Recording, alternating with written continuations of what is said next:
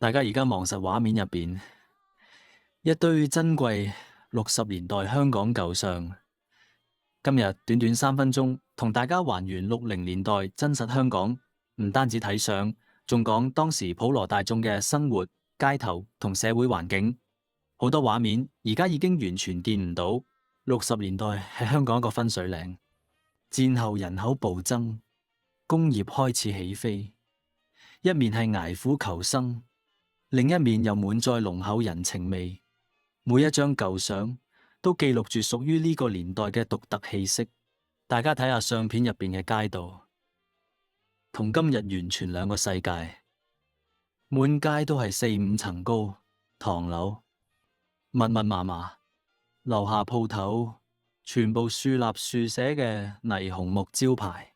冇而家大型電子廣告。路面上邊雙層單層巴士、單車、3輪人力車並行，私家車極之少，普通人家根本買唔起。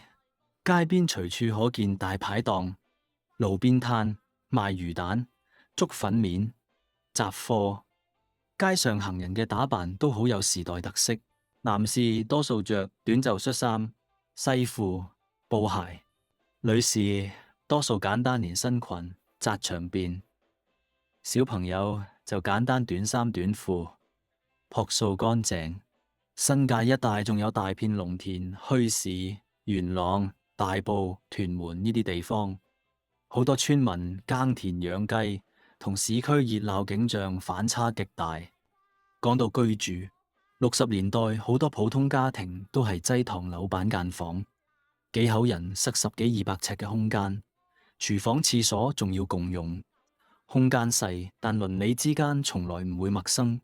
煮好餸都會分隔離鄰舍。呢個年代，香港輕工業爆發，紗廠、塑膠廠、花廠開遍九龍長沙灣、觀塘一帶。無論男女都會落廠返工，每日朝早8點做到夜晚6點，靠手作維持家計。小朋友完全冇手機、平板呢類電子玩具，放學就落街玩彈珠、跳橡筋、捉蜻蜓、踢毽，成條街細路一齊玩，乾全又熱鬧。至於日常三餐，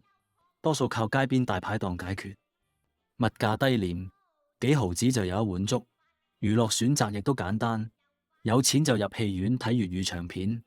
冇錢就圍喺士多門口，一眾街坊擠埋睇唯一一部黑白電視。當時大量嘅內地居民南下避難，香港人口急速膨脹，住房、糧食資源